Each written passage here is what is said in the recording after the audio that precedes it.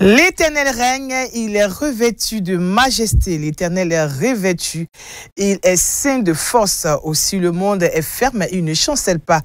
Ton trône est établi dès les temps anciens, tu existes de toute éternité. C'est avec ces deux premiers vers du psaume 93 que je vous retrouve pour cette nouvelle édition du journal sur Espérance TV. Le titre à la une de cette édition.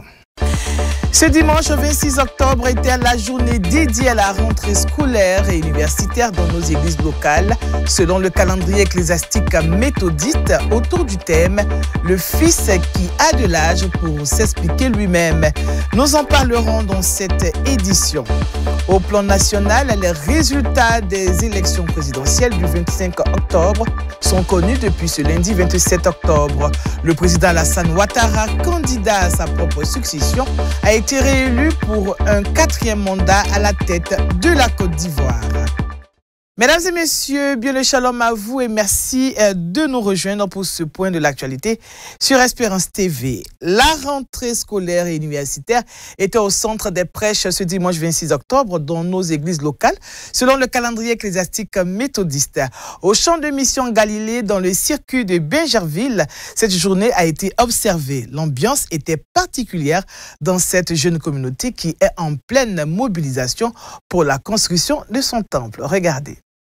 À l'instar de toutes les communautés méthodistes établies sur le territoire ivoirien, la mission Galilée, dans le circuit de Bingerville, a célébré elle aussi, le 26 octobre 2025, la journée dédiée à la rentrée scolaire et universitaire. Une célébration qui s'est déroulée autour du thème « Le Fils qui a de l'âge pour s'expliquer lui-même » qui sonne comme une exhortation à proclamer les bienfaits du Seigneur. Comme l'a fait ce fils, né aveugle, il n'a pas eu peur, il n'a pas craint les pharisiens, mais il a proclamé le nom du Seigneur très haut, malgré la pression, malgré ce qu'il pouvait subir, malgré les conséquences, il a choisi le Seigneur. Comme la prédicatrice l'a dit ce matin, les enfants ont 3 comportements. Un comportement à la maison, un comportement à l'école et un comportement dans la rue. Les parents y ont une grande part. Et les parents, avec la parole de Dieu, on peut façonner nos enfants. Au-delà de la journée, le culte était également l'occasion d'inviter les fidèles à plus d'engagement dans la mobilisation de fonds pour l'achèvement du temple lors de la prochaine fête annuelle des moissons, le 9 novembre 2025. Nous voulons vraiment dire merci à la télévision qui nous a fait une surprise. Nous sommes une petite communauté et nous sommes là, ça fait que 2 ans seulement. Et nous avons notre moisson le 9. Nous invitons vraiment toute la communauté de Bethesda et de Galilée vraiment à se donner. Nous voulons achever notre temple pour que vraiment ce temple soit un temple à la gloire de Dieu. Notre église a pour objectif d'abriter en haut, grâce à un de nos doyens, à Louis Jacob, qui a cédé gratuitement son terrain à la communauté. Pour cette moisson annuelle, nous avons ciblé 15 millions. Et puis c'est la chorale qui organise notre 2e moisson annuelle. Nous invitons tout le peuple de Dieu à s'investir, à nous venir en aide. La mission Galilée, faut-il le savoir, revendique plus de 150 fidèles. Dans son ambition de réalisation du projet de construction de son temple, elle se tourne également vers les bonnes volontés susceptibles de l'y aider. C'est un temple bâti sur une superficie de 500 mètres carrés avec une capacité d'accueil de 600 places assises. En marche vers l'expansion de l'évangile, le circuit de Bingerville entreprend des actions pour bâtir des temples sur toute l'étendue de sa circonscription. Ce dimanche 26 octobre, les fidèles du champ de mission Macédoine de la cité de Trésor ont organisé eux aussi un culte de mobilisation de fonds à l'effet de construire un temple. On en sait un peu plus avec Emmanuel Abalé. C'est ici, à la rue Les Soleils des Indépendances, dans le quartier Sina-Trésor de la commune de Bingerville, que se trouve cette communauté méthodiste du nom de Macédoine. En cette journée dominicale, le conseil paroissial présidé par le révérend pasteur Eddy Serge pasteur principal du circuit de Bingerville, a organisé un culte de mobilisation de fonds à l'effet de bâtir un temple respectant toutes les commodités liturgiques. Impulsé par un message fort du révérend pasteur Niepois Lazare sur le thème « Levons-nous et bâtissons », le culte a été rythmé par des ventes de spécimens de matériaux de construction, de paniers de la ménagère, du pain et de l'eau et de la Bible. Aujourd'hui, à cette cérémonie, j'ai eu la joie parce que tous ceux qu'on a invités sont restés jusqu'à la fin.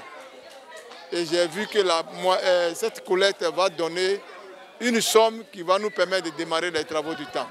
C'est moi qui ai donné le nom Macédoine parce que j'ai l'histoire des Macédoniens. Quand il y a eu des graves persécutions des premiers chrétiens à Jérusalem, c'est les Macédoniens qui ont pris de l'argent, de la nourriture, des vêtements pour aller soutenir les chrétiens de Jérusalem. Et je voudrais que les chrétiens méthodistes qui sont dans la cité soient l'exemple de ces Macédoniens. Les fidèles de la communauté ont reçu le soutien des frères dans la foi des églises sœurs du circuit de Bingerville et d'ailleurs. Pour eux, bâtir un temple est un acte de foi. On a passé un merveilleux moment. Il y avait beaucoup d'articles, mais Dieu a permis que rien ne reste. Et nous croyons que c'est un signe que le temple est déjà achevé avant de le voir sortir de terre. L'appel que j'ai à lancer, c'est d'abord à notre Saint, voilà, que nous nous mobilisons et que nous faisons en sorte que Dieu puisse susciter encore d'autres croyants, d'autres frères et sœurs pour venir dans ce temple afin que nous puissions le bâtir ensemble. Ce fut un culte très enrichissant, un culte où l'on parle de Néhémie qui s'est levé toute sa maison pour bâtir la maison du Seigneur. Nous sommes venus ensemble avec la mission pour bâtir la maison du Seigneur. Ici, c'est une mission qui commence et on a besoin de tout le monde. Nous avons commencé avec 2 personnes. Nous avons besoin des gens, tous ceux qui habitent la cité Trésor ou aux environs. Et tous, on les appelle pour venir nous aider à pouvoir bâtir cette mission. Le festival des missions, initié par la hiérarchie de l'église méthodiste de Côte d'Ivoire, a engendré à ce jour 26 chants de mission dans le circuit de Bingerville. Parlons toujours d'implantation de temples. Je vous invite à la découverte de la communauté méthodiste de Goyem. C'est dans le district de Jacquesville. Cette communauté, née il y a de cela 20 ans, mais qui par défaut de moyens est encore dans la construction de son temple, nous dit Esther Palais dans ce reportage. Goyem, localité située à une dizaine de kilomètres de Jacquesville, est un campement cosmopolite de plus de 1000 âmes regroupant des habitants autochtones aladjans et plusieurs communautés issues des pays de la sous-région ouest-africaine. Dans cette contrée, il y a plus de 20 ans, est née une communauté méthodiste. Avec le soutien des responsables du district de Jacquesville, elle est restée engagée dans l'œuvre du Seigneur sous la conduite du plus ancien fidèle considéré comme le doyen de la communauté qui exerce aujourd'hui encore le ministère de prédicateur laïque. Je suis prédicateur, ça fait 25 ans. C'est moi qui est responsable de cette église, depuis l'installation de cette église. Le nom de Goyem, vraiment, selon les Aladjans, c'est un féticheur qui est venu rester ici. Et selon ce monsieur, il a un génie qui s'appelle Goyem. Donc quand les gens venaient pour se soigner, on dit « chez Goyem ». Goyem, et puis c'est devenu Goyem. Mais sinon, le nom de Goyem que les Aladjans ont donné, c'est Bodama. Avec une cinquantaine de fidèles, l'église de Goyem est riche des structures de l'église méthodiste qui sont représentées dans leurs composantes majeures, à savoir l'organisation des hommes, des femmes, des enfants, des jeunes, des conducteurs et plus encore. Malgré ses faibles moyens, cette communauté espère relever les défis auxquels elle est confrontée, notamment la construction de son temple. On ne peut pas rester dans le sable comme ça. Bon, on doit cimenter. Mais après, aujourd'hui, avant, on prend le ciment pour cimenter. Mais aujourd'hui, il y a carreau. On lance un peu à ceux qui ont ce bon cœur, le volontaire de venir nous soutenir à achever la construction de notre temple dans toutes les conditions. Voilà. À la faveur de la journée du soldat méthodiste célébrée le dimanche 21 septembre 2025, les Boys and Girls Brigade du district de Jacquesville ont organisé un culte d'offrande visant à mobiliser des fonds pour la couverture du temple. Une action qui a été fortement appréciée. Nous avons essayé de voir avec nos présidents d'honneur, nos parrains, comment aider la communauté de Goyem à couvrir son temple. Et Dieu merci, nous avons atteint notre objectif. L'église de Goyem sera couverte. Nous croyons que cette activité organisée par les BGB au sein de la communauté de Goyem vient encore pour booster ce qui est déjà fait, vient aider encore la communauté à aller de l'avant. C'est vraiment une très bonne initiative parce que ce que même les grandes églises devaient faire n'ont pas pu le faire, mais c'est une structure, un tout petit groupe des BGB et des éclaireurs unionistes qui ont pris cette initiative de venir aider cette communauté. Nous apprécions l'acte que ce mouvement pose pour aider surtout nos champs de mission. Comptant sur l'aide de Dieu, les fidèles méthodistes de Goyem restent engagés au Seigneur en redonnant une fière allure à leur communauté dans ce hameau qui ne bénéficie pas encore de l'adduction en eau potable et de l'électricité. D'un district à un autre, le district de Guitry est en pleine préparation pour l'édition 3 du Festival de reconnaissance et d'action de grâce à l'Éternel dénommé Naïbouli. Cette activité riche en couleurs se déroulera sous la supervision du très révérend pasteur Ismaël Kida, surintendant de ce district. Autour du thème « Comment rendre à l'Éternel tous ses bienfaits ?» Monsieur Aaron Nyamia Michel, commissaire général de Naïbouli 2025, nous en donne des précisions. Naïbouli est un festival chrétien qui a été initié par le très révérend Laurent Kwame Nguessan dans le district de Guitry. Et nous sommes cette année à la 3e édition. Nous commencerons Naïbouli le 30 octobre, le 31 octobre, le 1er novembre et le 2 novembre. Alors, l'articulation de Naïbouli, c'est de présenter Christ avec notre culture, présenter Christ avec ce que nous avons de particulier, de spécifique dans le district de Guitry. Le district de Guitry, il y a les Dida, les Godier, les Néo, les Ega et les Avikam. Et c'est toute cette mosaïque de culture qui célèbre Christ, qui présente Christ au monde. Alors, cette année, nous invitons les fils et filles du district de Guitry à venir célébrer Dieu. Nous le faisons chaque année pour permettre aux uns aux autres de revenir au siège du district pour commémorer Christ, pour chanter Christ, pour prier Christ et pour dire merci à Dieu pour ces serviteurs qui sont passés à Guitry, pour tout ce qui a été fait dans le district et pour projeter le district dans les jours à venir.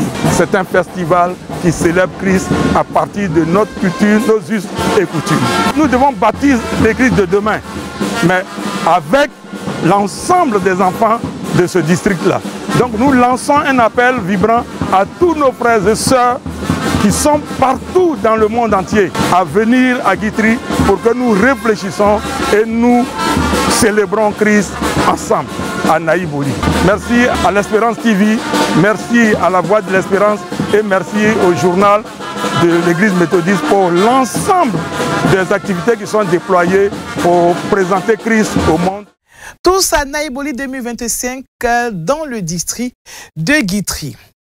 Au plan national, les résultats des élections présidentielles du 25 octobre sont connus depuis ce lundi 27 octobre. Le président Alassane Ouattara a été réélu pour un 4e mandat à la tête de la Côte d'Ivoire. C'est officiel, Alassane Ouattara a été réélu pour un 4e mandat à la tête de la Côte d'Ivoire. Le président sortant est arrivé largement en tête du scrutin présidentiel avec 89,77% des voix, selon les résultats provisoires publiés ce lundi par la commission électorale indépendante. Derrière lui, l'ancien ministre du Commerce Jean-Louis Billon et l'ex-première dame Simone Eivet remportent respectivement 3,09 et 2,42% des voix. Dès dimanche soir, Jean-Louis Billon avait concédé sa défaite et adressé ses félicitations au chef de l'État réélu. Près de 9 millions d'électeurs étaient appelés aux urnes samedi 25 octobre pour choisir leur nouveau président. Face à une opposition divisée, Alassane Ouattara faisait figure de favori. La campagne électorale a été marquée par l'exclusion du scrutin de 2 de ses rivaux, l'ancien chef de l'État Laurent Gbagbo et Tidjane Thiam. Les 2 politiciens ont été empêchés de se présenter, Gbagbo en raison d'une condamnation par la justice et Thiam pour avoir acquis la nationalité française. Le vote s'est globalement déroulé dans le calme, à l'exception de 200 localités où des incidents ont été signalés. Le Conseil constitutionnel proclamera les résultats définitifs dans les prochains jours. Sur le continent, au Cameroun, Paul Biya est confirmé vainqueur de l'élection présidentielle du 12 octobre dernier. Le Conseil constitutionnel a officiellement déclaré ce lundi le président sortant Paul Biya vainqueur du scrutin avec 53,66% des voix. Au Cameroun, le Conseil constitutionnel a confirmé lundi la réélection du président sortant Paul Biya, le plus âgé des chefs d'État en exercice dans le monde, avec 53,66% des suffrages exprimés. Son principal challenger, Issa Chiroma Bakary, a obtenu 35,19% des voix dans un scrutin marqué par un taux de participation de 57,7%. L'annonce officielle survient après des manifestations ayant dégénéré en violence. Au moins 4 personnes ont perdu la vie lors de rassemblements, alors que les partisans de l'opposition réclamaient des résultats crédibles. Dans un message publié sur les réseaux sociaux, Issa Chiroma a dénoncé des tirs dirigés contre des civils dans sa ville natale de Garoua et affirmé son intention de poursuivre son combat politique, qualifiant les événements d'impunité flagrante. Le scrutin avait été observé par plus de 5000 agents nationaux et internationaux. Si la mission de l'Union africaine a jugé le processus en grande partie conforme aux normes régionales et internationales, plusieurs organisations locales de la société civile ont signalé des irrégularités, notamment la présence d'électeurs décédés sur les listes et des tentatives de bourrage d'urnes. La limitation des mandats ayant été supprimée, Paul Biya demeure à la tête du Cameroun depuis plus de 40 ans. Sa santé et sa présence sur le territoire national restent des sujets de débat. De retour en Côte d'Ivoire et nous vous faisons lecture de cette note nécrologique. L'Église méthodiste de Côte d'Ivoire est en deuil. Bishop Séraphin Moudé, président de l'Église méthodiste de Côte d'Ivoire. Bishop Benjamin Boni, président honoraire de l'Église méthodiste de Côte d'Ivoire. Maître Simone Assa, épouse Ako, présidente nationale des laïcs de l'Église méthodiste de Côte d'Ivoire. Les très révérends pasteurs, les présidents honoraires des laïcs, le Conseil des laïcs avec tous les présidents, directeurs, responsables des institutions et organes de la conférence des districts et des églises locales portent à la connaissance du peuple méthodiste et du corps du Christ le programme des obsèques de l'ex-président national des laïcs, le président honoraire professeur Aboua Louis Roy, nom de note. Du samedi 1er au lundi 3 novembre 2025, de 18h à 20h, présentation des condoléances officielles à l'église méthodiste Temple Jubilé de Cocody. Le mardi 4 novembre 2025, de 19h à 21h, veillée académique à l'esplanade de la présidence de l'université Félix Houphouët-Boigny d'Abidjan. Le mercredi 5 novembre 2025, de 19h à 21h, veillée religieuse à l'église méthodiste Temple Jubilé de Cocody. Le vendredi 7 novembre 2025, à 7h, levée de corps sur le parvis de l'église méthodiste Jubilé de Cocody, suivi du culte de l'inhumation au Temple Jubilé de Cocody toujours. Dimanche 9 novembre 2025, à partir de 9h30, prière d'action de grâce à l'église méthodiste Temple Jubilé de Cocody. L'Éternel a donné, l'Éternel a ôté, que le nom de l'Éternel soit béni. Ainsi s'achève cette édition. Merci de votre aimable attention. Que Dieu vous garde et à très bientôt. Au revoir.